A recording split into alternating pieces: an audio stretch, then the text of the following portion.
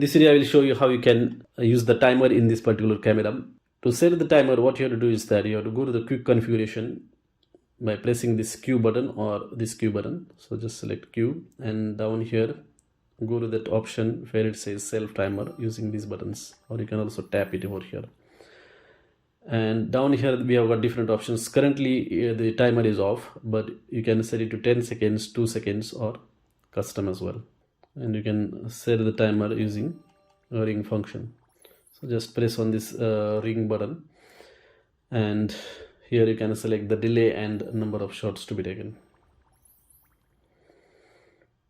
So let us put it at 2 seconds, then press Q.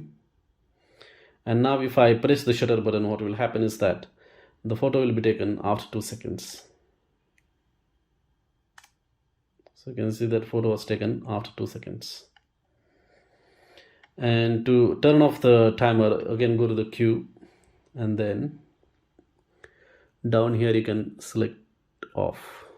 That's it. Now the timer is off. That's it. Thanks for watching.